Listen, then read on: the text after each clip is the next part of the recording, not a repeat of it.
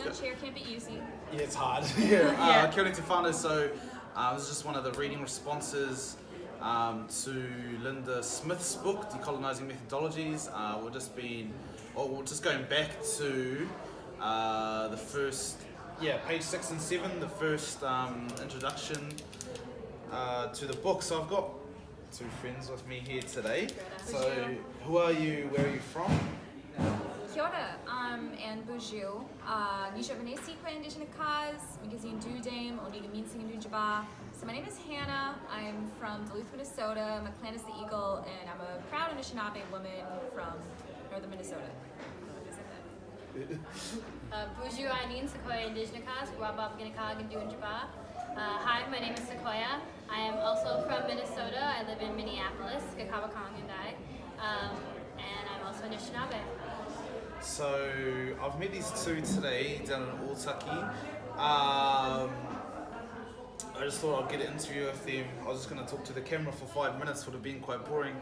But I thought I'd take the chance to talk to these two lovely ladies while they're here with me. Well, I know you guys two are studying at the moment, and you guys are here on an excursion researching yourself over here in New Zealand. Could you talk a bit more of that, or whereabouts you study? What do you study, and what are you doing in New Zealand? Yeah, I am studying Native American and Indigenous Studies and Environmental Studies at the University of Minnesota Morris. I'm a third year, and that's what I'm passionate about, and I came to New Zealand to study those in a Maori context. Yeah, I go to the University of Minnesota Twin Cities. I'm studying American Indian Studies and Theater, and so we're over here on a travel abroad trip through this program called Hekua, where it's an experiential program where we're learning about pluralism and environment and Maori perspectives on sort of the world in context with me for my Indigenous perspective back at home. Cool, so we're just going to be breaking down a bit of page 6 and page 7, which talks about different words used to describe and people used to associate Indigenous people, such as Maori people, as in Aotearoa. So they talk of, Linda Smith talks of the word, the term Indigenous is problematic in that it appeals, the term Indigenous is problematic in that it appears to collectivize many distinct populations. So what she's saying here is that you can't use the term Indigenous, or while the term Indigenous will group all of us together as Indigenous people, even though our walks of life are completely different, and that you need to be careful when using Indigenous people in research topics. As such, when you're doing research, especially on Indigenous people, if you're using the word Indigenous, it's quite broad.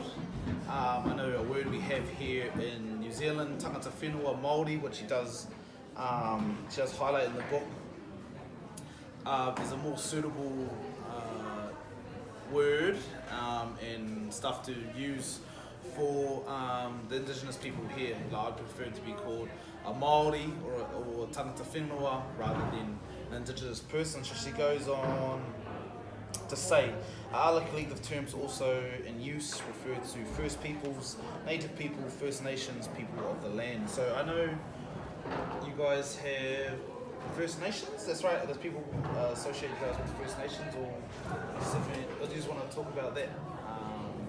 Yeah, so I think back at home, there's a lot of words to be used in context of like what we would use instead of Maori. It would be like a Native American or American Indian, like even introducing our majors. Hannah said Native American and I said American Indian. Yeah. So it's really, they're super interchangeable for some reason. As well as like even just added to saying the word native as well. And is there any other that I missed? Indigenous. Yeah, Indigenous and First Nation applies more to like a Canadian context, from my understanding. We don't hear it as much down in the States, though we know of it. Yeah, do you guys have a word like that you prefer to be, like in New Zealand? I prefer Māori.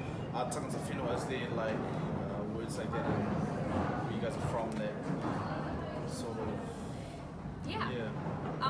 So our tribe, it has quite a few names because it's been anglicized a couple times.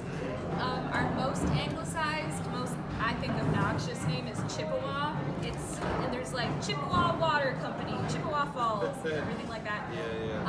And then another slightly anglicized word is Ojibwe, which more people are familiar with.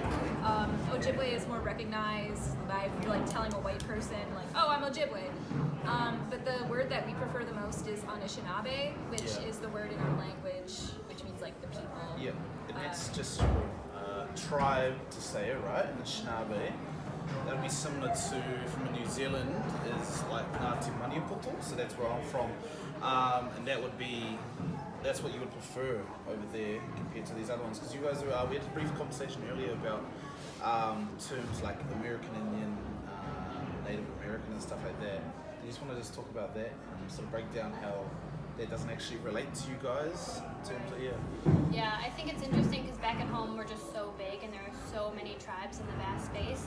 And so what I've noticed here is that it's actually quite nice that there's just one word, and like Tongva Whenua or Maori is just the one word for all indigenous or whatever, all the people who are of this land.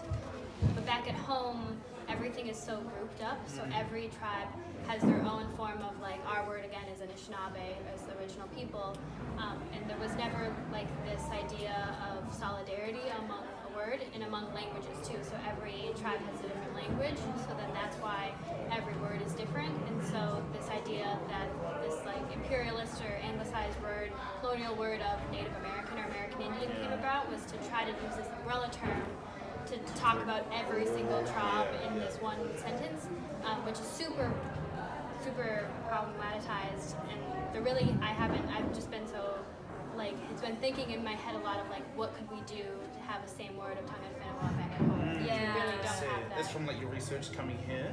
Yeah, just coming here, realizing this. Yeah. And it's so interesting because, like, I was just wondering if indigenous is our umbrella term that we made up, but there's no way I would know that, you know? Yeah. Like, who made up indigenous? Who started saying, you're indigenous? It's hard to find the origin of those words. Yeah. And in our language, it's not like we have a word for indigenous or native. Those aren't, like, from our actual languages. Yeah, so those are Western, Westernized ideas, right? To try and group indigenous people into, so we can talk about these people as a group, talk about these people as a group. In fact, they're actually separate entities, right? Yeah. And it's like that thing of erasure, like people are less complex if we put them into these little boxes, stuff like that. And what I'm realizing is we're losing our identity by doing that. Like as people in general, but also as like groups together of like being able to be like, we're Anishinaabe together and those are Dakota people over there, and being able to not have that part of our language be like an everyday thought of mine is like losing our independent identity as Anishinaabe people. So she goes on to say, in some contexts such as Australia and North America, where you guys are from, the word indigenous is a way of including the many diverse communities, language groups and nations all together under one umbrella, which I think you guys have already just highlighted in terms of a word that's sort of, it's an umbrella word to try and group all of you guys under together, when in fact there's separate entities and they all have different names depending on where you're from and what you do. So anything else you guys want to add on?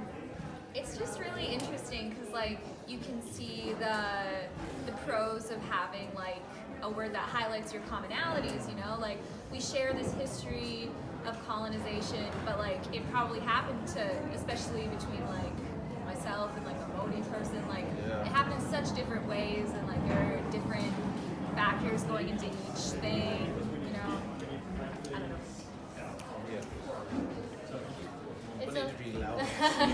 I was also thinking about, so in like the next couple of pages, she talks about how it recently started saying indigenous peoples and like adding the S to peoples to try to say that this broad term of indigenous, but then also multiplicity within that, which is I think a step forward, but it's still super. It's still quite broad. She talks about researchers using the word indigenous peoples, and sorry, we're just in Māori Land Hub, and there's quite a bit of moving going on around. I'm sure you won't mind. But we're talking about, she goes on to talk about what you just highlighted, peoples, and using the S on the end to try and add to, so researchers be like, oh no, we're talking about multiple people, like different groups, but it's still quite, as you said, it's in the right step, but I feel it's still quite an umbrella term, and it's sort of like a cheating way, instead of like actually doing the research and finding the real names, is that it's a cheat. Anything else you guys want to talk about? I was just thinking that it would be cool if there could be like a conference where the native, I don't know, the indigenous peoples of North America, sorry to use that word, get together and decide on like a term that's like the residents of Turtle Island, like that means that, because most of us believe that, you know, life started in conjunction with the turtle, and that like we could agree on a language to say that in, and we could agree on like, you know, I don't know if that could happen, but it would be really cool if it did. Yeah, I think as you were saying earlier, tangata whenua, I'm proud of that word as tangata whenua, and I feel we're quite lucky in New Zealand to have that term.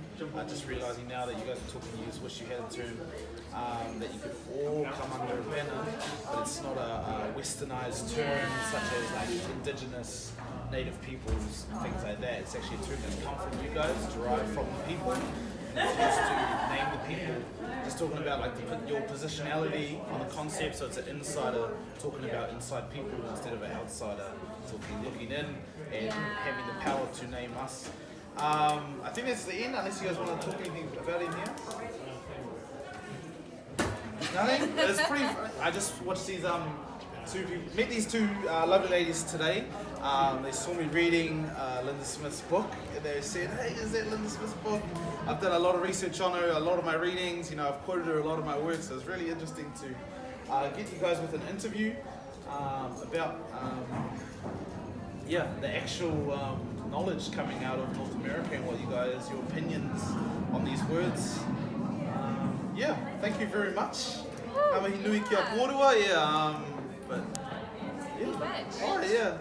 what is it? Miigwech is thank you in our language. Miigwech. Kia ora.